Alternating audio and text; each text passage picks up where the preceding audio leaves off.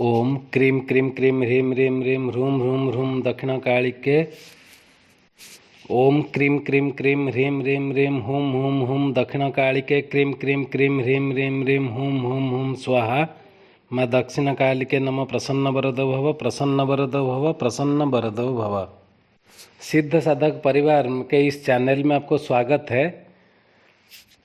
हम एक गंभीर विषय पर आज चर्चा करने जा रहे हैं। हमने इस चैनल में आपको जो गुप्त और दुर्लभ साधनाएं दिए हैं उसका मान्य नियम क्या क्या होते हैं।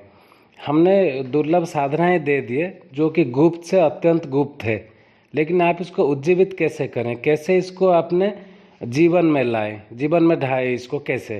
तो क्या क्या नियम होते हैं मंत्र साधना के, मंत्र जाप के, इसको जान लेने से क्या होता है, आपका मंत्र साधना का सफलता निश्चित हो जाता है।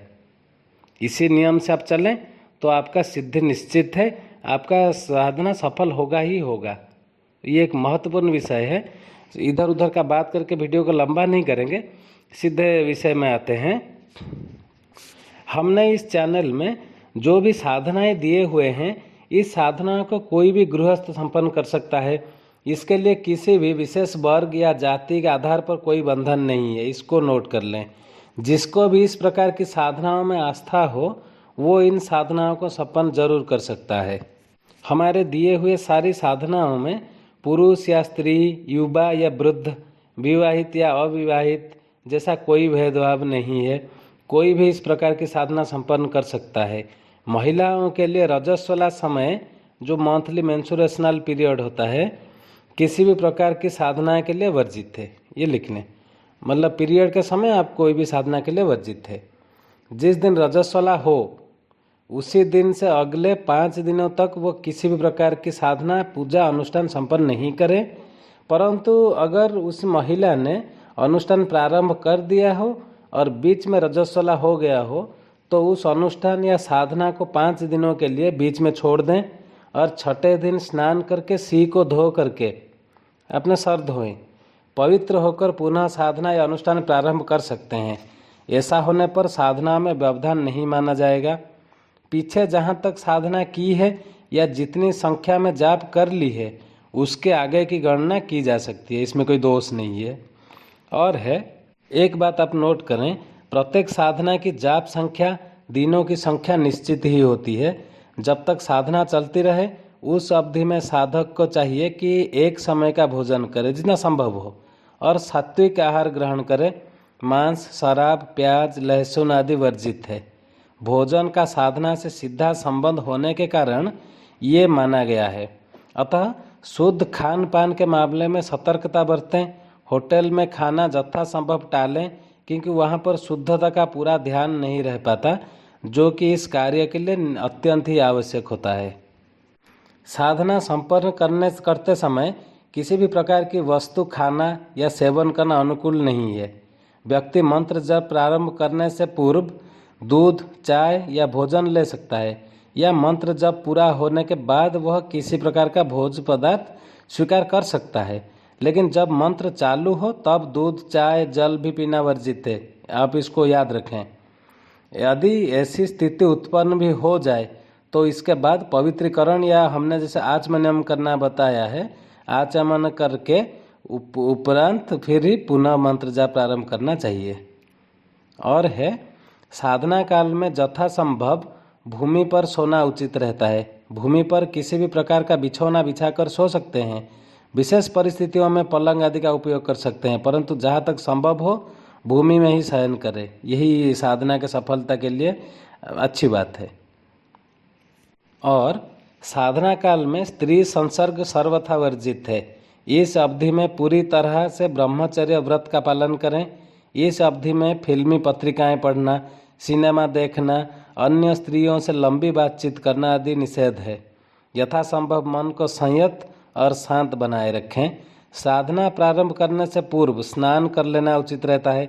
यदि बीमार हो या आसक्त हो तो ऐसी परिस्थितियों में कपड़ा भिगोकर पूरे शरीर को पोंछ लेना चाहिए, लेकिन जहाँ तक हो सके स्नान करना ही उत्तम माना जाता है साधना के सफलता के लिए। पैंट, स्नीकर या पायजामा पहनकर साधना नहीं की जा सकती। इसके लिए धोती पहनना उचित माना गया है। एक धोती कमर के नीचे पहन ले और गुरु पीताम्बर हो आपके पास, नहीं तो आपका उसका चादर ओढ़ ले। परंतु यदि सर्दी का मौसम हो तो ऊनी कंबल भी ओढ़ सकते हैं। धोती हमेशा धुली हुई और स्वच्छ होना चाहिए और साधना काल में क्षौर कर्म मतलब शेविंग नहीं करवाना चाहिए, अर्थात सिर के या दाढ़ी के बाल नहीं कटावे। इसका आप जरूर ध्यान रखें।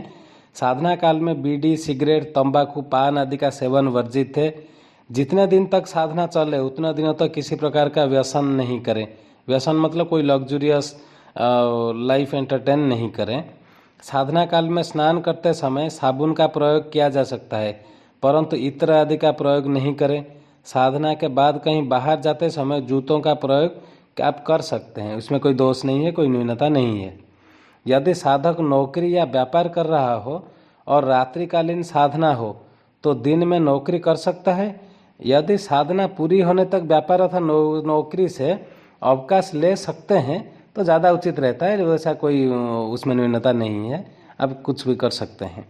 साधना काल में सिनेमा देखना या किसी राग, रंग, गायन, संगीत, महफिल आदि में भाग लेना निश्चित रूप से वर्जित है। साधना काल में कम से कम बोलें, बहुत अधिक आवश्यक होने पर ही बातचीत करें और उतनी ही बातचीत करें जितनी जरूरी है। व्यर्थ में गप्पे लगाना, बहस करना सर्वथा वर्जित होता है। साधना के घर में एकांत कक्ष में किसी मंदिर, नदी तट या स्थान पर जाकर ही की जा सकता है। इस बात का एक ध्यान रखें कि साधना स्थल ऐसा हो जो शांत और कोलाहल से दूर हो। वह स्थान ऐसा होना चाहिए जहाँ किसी प्रकार का व्यवधान उपस्थित ना हो, तभी मतलब आपका साधना में सफलता की मात्रा बढ़ जाता है। साधना प्रारंभ करने से पूर्व साधना संबंधी सारे उपकरण, चित्र, गुरु चित्र, यंत्र, माला आदि एक स्थान पर एकत्र कर लेनी चाहिए। पूजन सामग्री की व्यवस्था भी पहले से ही कर लेनी चाहिए। साथ ही साथ अपने गुरु या साधना बताने वाले व्यक्ति से साधना से संबंधित सारे तथ्य पहले से ही भली भांति आप समझ लें। कभी कभी साधना काल में आँखों के सामने, इसको आप एक जो अभी बोल रहा हूँ ये बहुत ही इम्पोर्टेंट चीज़ है, इसको आप नोट कर लें। कभी कभी कोई साधना काल में आँखों के सामने कई अजीब व गरीब दृश्य दिखाई पड़ते हैं। कई बार विचित्र आवाज़ भी सुनाई पड़ सकते हैं। कई बार ऐसा भी अनुभव होता है कि जैसे आपको कोई आवाज़ दे रहा हो, पर इन बातों की तरफ ध्यान नहीं देना चाहिए और बराबर अपनी साधना में लगे रहना चाहिए। आपके पास आपके गुरु है, आप सीधे साधक परिवार से जुड़े हैं, आपके गुरु आपके पास है, इस बात का कोई चिंता नहीं करना चाहिए कि ये दिख पड़ा, वो भूत आ गया, क्या हो गया, उसको कोई, आपको उससे कोई लेना देना नहीं है। कोई भी अनुभव हो आप हमसे शेयर करें, उसका आपको आगे की मार्गदर्शन कर दिया जाएगा। साधना काल में अपने सामने जल का लोटा भरकर रख देना चाहिए। उबासी, जम्भाई या अपान वायु के निकलने पर जल को कानों से स्पर्श कर लेने से ये दोष मिट जाता है। यदि बीच में लघु शंका तीव्र हो जाए, मतलब आपको पेशाब लगे, तो उठकर लघु शंका कर लेना चाहिए, पर उसके बाद पुनः स्नान करके दूसरी धोती पहनकर ही साधना में बैठना चाहिए। साधना काल में एक जरूरी बात का ध्यान रखें, माला आपके हाथ से नीचे गिरने नहीं चाहिए। इस बात का पूरा जरूर ध्यान रखें। यदि गिर जाए तो पुनः प्रारंभ से मंत्र जाप करना चाहिए। ज़्यादा अच्छा होगा ये कि आप माला रखने का जो वस्त्र होता है, गौमुखी में माला रखकर मंत्र जाप करें, जिससे कि माला गिरने की समस्या नहीं रहे। गौमुखी किसी भी प्रकार के कपड़े से हो सकती है, अगर आपके गुरु के दिया हुआ हो तो वो सबसे अच्छा होता है। किसी भी प्रकार की साधना या मंत्र जाप प्रारंभ करने से पूर्व दीक्षित होना जरूरी है, क्योंकि दीक्षा प्राप्त साधक ही अपने जीवन में सफलता प्राप्त कर सकता है। इसके बाद साधना प्रारंभ करें तो सबसे पहले एक माला गुरु मंत्र की जरूर जाप करें। गुरु की पूजा कर उनके सामने निवेदन कर मंत्र जाप प्रारंभ करें। ऐसा क्रम नित्य रखना चाहिए, जिससे कि अप्रत्यक्ष रूप से आप गुरु सहायक बने, आपका गुरु सहायक बने रहें, आपकी साधना की सफलता कामना आपके गुरु करते रहें। मंत्र जाप के बीच में कैसी भी परिस्थिति हो जाए, आप आसन से उठेंगे ही नहीं।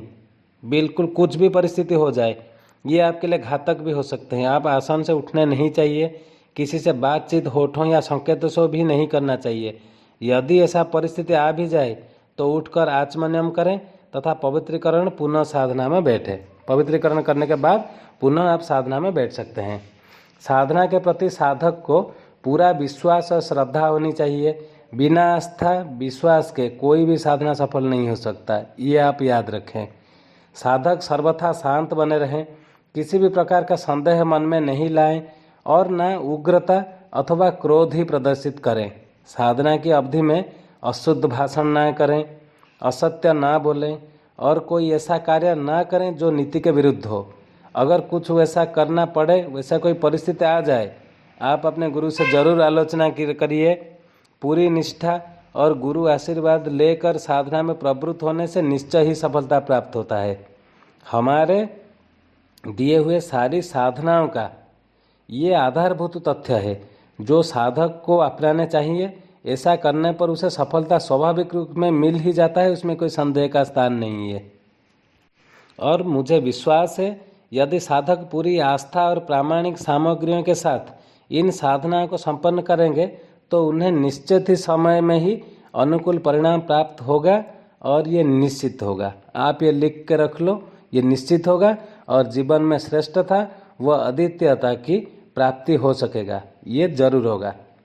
इस वीडियो के अंदर हमने जो जो नियम बताए, हो सके आप इसको शॉर्टली, इसको सुन के शॉर्टली नोट करके रख लें अपना साधना स्थल में या पूजा स्थल में। इसको एक कागज़ में लिख के कहीं पे किताबें के अंदर रख दें। जब भी याद नहीं आए तो इसको निकल के एक बार देख लें, आपको याद आ जाएगा आपको किस किस का विधान है। तो आज के लिए इतना ही है। ये एक बहुत उपद है तथा जानने योग्य बात था और साथ ही साथ एक महत्वपूर्ण बात है, इसीलिए हमने इस पर आज एक वीडियो बनाया, इस पर चर्चा की है। बहुत से साधक हमसे वो संपर्क करते हैं, हमने ये किया, ये नहीं हुआ, तो ये सफल नहीं हो पा रहा है, तो हमने उनको सिद्ध साधक परिवार से हमसे जुड़ने के लिए कहा। हमसे जुड़ने के बाद हम जो नियम ये बताए हैं इसका पालन करते करते आपको साधनाएं करेंगे, उनको ये निर्देश भी दिया और उन्होंने ये किया और हमारे आंखों के सामने भी उनको यही सफलता प्राप्त हुआ, उनका साधना का सफलता प्राप्त हुआ है। तो इसका पूरे निष्ठा, विश्वास और श्रद्धा के साथ आप साधना में उतरे। या मंत्र जाप भी हो, जो साधनाएं नहीं करते सिर्फ मंत्र जाप करते हैं, उनके लिए भी ये लागू होता है। मंत्र जाप करने से पहले ये सारे नियम वो करें। आज के लिए बस इतना ही। इसके संबंध में और कोई संदेह हो तो आप हमें कमेंट में लिख दें, आपका आगे की मार्गदर्शन किया जाएगा।